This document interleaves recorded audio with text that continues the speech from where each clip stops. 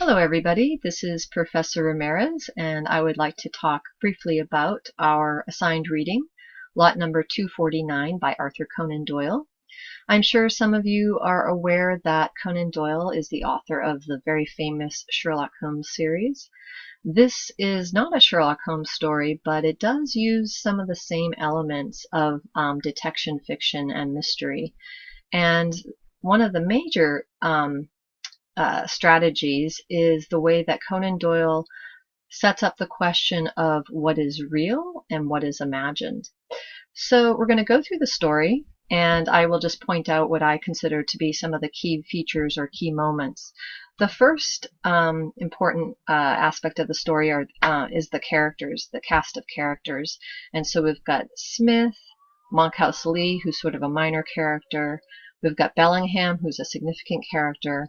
Styles, who is the servant, and then the Reverend Plumptree Peterson. The next important aspect of the story is its setting. So setting is time and place and culture. This is taking place at the University of Oxford, and we can tell from the illustration that this is a very old campus. There's this great stone architecture, there are courtyards, and it's primarily a male space. So there's really no women in this story. And that's important because it just kind of demonstrates the privilege that men, especially middle class and well-to-do men, experienced in the Victorian era. So there were women's colleges in the late 1800s, but they were nowhere near as well supported or well endowed as this one is. And so we can get a sense of the setting too by the architecture. Each undergraduate has a bedroom, and then there's also a sitting room, and this is where undergraduates would entertain each other. And there's also a servant, and this is Thomas Styles. The next thing is that we get a little bit more about these characters, and one of the most important characters of this story, of course, is Bellingham. He studies Eastern languages. He can speak Coptic, he can speak Hebrew and Arabic, so he's an extraordinarily talented linguist, and in addition, he's also clearly studying ancient Egyptian culture. Other characters who are important, probably the most important next to Bellingham, is Smith, and he's seated here, and he's talking with his friend Hasty, and both of these young men are studying medicine. And this image is important because it reinforces one of the themes of the story, which is life and death, and what is that mysterious connection between the two. So Hasty is holding a skull, and he's holding some bones, and this is because he's going to be preparing for a test. And then Smith is reclining. He's enjoying himself. He's enjoying the company of Hasty, and he's also going to be preparing for his test so that he can become a doctor. Hasty is also warning Smith about Bellingham, so we know that there's something kind of odd about Bellingham. His appearance is very fleshy, unattractive, and there's just something that is almost reptilian about him. So already Conan Doyle is setting up expectation that Bellingham may be dabbling with the occult, which means, hidden ancient knowledge.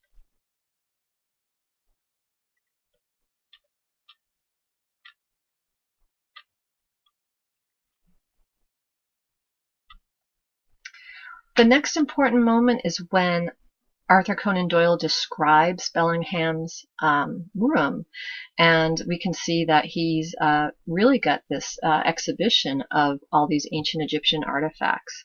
So walls and ceilings were thickly covered with 1,000 strange relics from Egypt and the East. Tall, angular figures bearing burdens or weapons stalked in an uncouth frieze round the apartments. Above were bull-headed, stork-headed, cat-headed, owl-headed statues with viper-crowned, almond-eyed monarchs and strange beetle-like deities cut out of the blue Egyptian lapis lazuli. Horus and Isis and Osiris peep down from every niche and shelf, while across the ceiling a true son of old Nile, a great hanging jawed crocodile, was hung in a double noose. And so this again just kind of sets the scene for the introduction of the mummy. And what Conan Doyle is demonstrating is his familiarity with ancient Egyptian culture and the animals that were important in the Mediterranean and along the Nile. So that's why we have references to storks and alligators. And then there's also the reference to beetle-like deities, because the ancient Egyptians venerated the beetle. It signified regeneration. And then there's also the reference to the ancient Egyptian gods, Horus, Isis, and Osiris. And Osiris is the kind of the god of the underworld. So as the story continues, there's a bit of drama. There's something that's kind of unexpected, and Bellingham has this fit, and we're trying to figure out why is he having this fit, what's going on. And we realize it has something to do with the mummy and these late hours that Bellingham keeps. So he comes, back from his fit, he recovers, but again, Conan Doyle is building suspense, and we're led to believe that Bellingham is dabbling in the dark arts with this mummy. We also get an image of the mummy itself. We see the gaunt ribs with its parchment-like covering, the sunken, leaden-hued abdomen with the long slit where the embalmer had left his mark, and the lower limbs are wrapped with coarse yellow bandages. And so what Conan Doyle is doing here is he's just demonstrating, again, his knowledge of how the ancient Egyptians viewed the living and the dead, and how they prepared bodies for the journey to the underworld.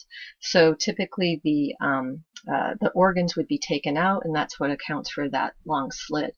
And then also the body would be preserved, and then it would be wrapped in linens.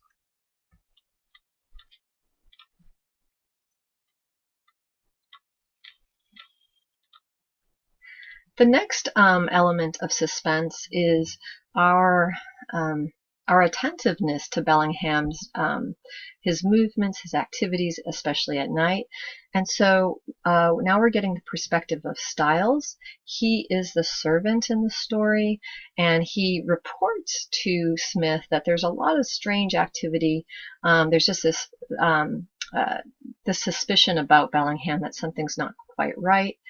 And Smith's response is rather dismissive of this servant, and I want to point out here that the relationship between Smith and Styles is characteristic of the Victorian period. And what I mean by that is Styles is a servant. He speaks in more colloquial speech, whereas Smith is well educated, and he employs, so to speak, Styles. So even though Styles is much older than Smith, Smith can, based on his class, he can dismiss Styles. And again, if you just attend to the use of dialogue and speech, you can see that Conan Doyle is really emphasizing these class differences. When Styles says, "He's took to talking to himself. I wonder it don't disturb you." Whereas Smith and his counterparts, they all speak the Queen's English. So I want to kind of get now into the conflict of the story, and it's the question: what is Bellingham doing with that mummy, and also how does that connect with a series of strange incidents that unfold? So one of those incidents is Lee and him being thrown into the river. Another incident is Smith feeling like he's being followed when he goes to visit the Reverend. And so there's just a number of events that start to compel us to wonder if that mummy is becoming animated, if it's being used as a tool. And I want to go ahead and get to the end of the story where Smith is fleeing this figure. And so this is the climax of the story. Smith is very much guided by reason. He is methodical in his studies. He studies medicine. He knows what the body is capable of. At the same time, he is receptive to this notion of occult knowledge, and he sees Bellingham dabbling again with what I would call these dark arts, that he's looking at the papyrus, which is probably a spell from the Book of the Dead, and there's the smell of spices that could possibly resurrect the body.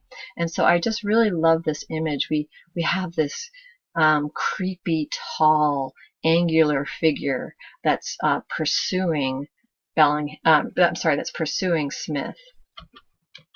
And the story concludes with Smith engaging in a dialogue with Peterson, and Peterson is able to come up with a whole a whole menu of explanations as to why Monkhouse Lee may have been thrown in the river, or maybe why Smith himself was chased. So there's all sorts of plausible explanations for the things that Smith experiences, and Smith again resists this, this possibility, and he says it won't do, Peterson, it won't do. So he's really holding on to the idea that Bellingham has somehow animated the dead.